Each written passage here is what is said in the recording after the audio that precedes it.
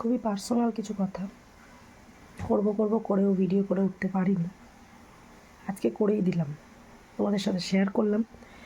কারণ এটা কখন কার সাথে ঘটবে সত্যি বলা মুশকিল। আমি এই সময়টা কাটিয়ে উঠেছি, আরও একবার দুবার আমার বাবার এর ব্যাপারটা হলো, তাই তোমাদের সাথে শেয়ার করছি যে বয়স হলে প্রেশার, সুগার এগুলো তো নর্মাল ব্যাপার। তার সঙ্গে আরেকটাও এখন নতুন দেখা যাচ্ছে যে সোডিয়াম লেভেল কমে যাওয়া, পটাশিয়াম সোডিয়াম লেভেল।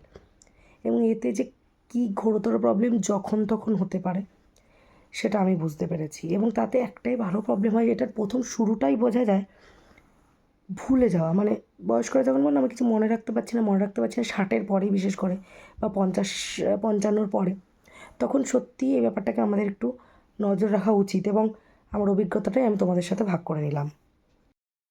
বেশ কিছুদিন আগের কথা, বলা যায় আগের বছরের কথা। 25শে ডিসেম্বরের আগের দিন হঠাৎই এমন একটা ঘটনা জীবনটাকে অন্যরকম নাড়িয়ে দিল। হঠাৎ বড় হয়ে গেলাম অনেকটা। স্কুলে গেছিলাম, হঠাৎই খবর পেলাম বাবিকে নিয়ে যাওয়া হয়েছে হসপিটালে এবং সেখানে বাবি আইসিইউতে ভর্তি হয়েছে। বাবি বলতে আমার বাবা, হ্যাঁ আমার বাবা। এই সেই হসপিটাল, এই সেই অপেক্ষার মুহূর্ত যেটা কাটতেই চায় না। আইসিইউতে দেখাটা করতে দিচ্ছিল না, তবু স্পেশাল কেয়ার করে আমার দেখা করায় সমীর। আর দিসান হসপিটালে বাবি ভর্তি ছিল।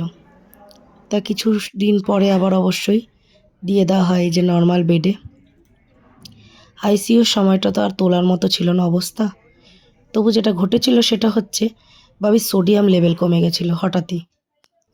আর এই যে বাচ্চাদের মতন যে একটু একটু করে সুস্থ হয়ে হচ্ছে, সেই বিগত কিছুদিনের আমাদের কাউকেই চিনতে পারছিল না। তবে থ্যাঙ্ক টু গড আমার বাবা আমাকে চিনতে পেরেছিল সব সময়।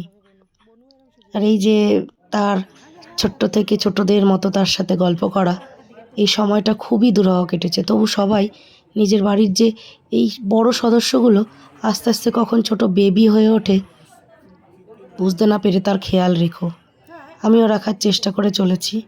একটা ঝড় গেছে 25শে ডিসেম্বর থেকে আমাদের জীবনে, সেই ঝড়টাকে সামলে উঠেছি অবশ্যই।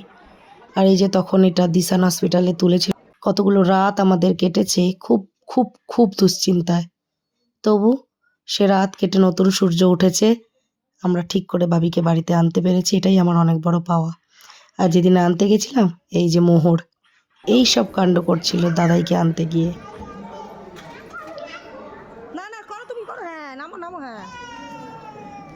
তবে মধ্যা গল্প কখন কি হয় বলা মুশকিল। খুব বাড়ির বড় সদস্যদের সামলে রেখো, ছোটটির সঙ্গেও।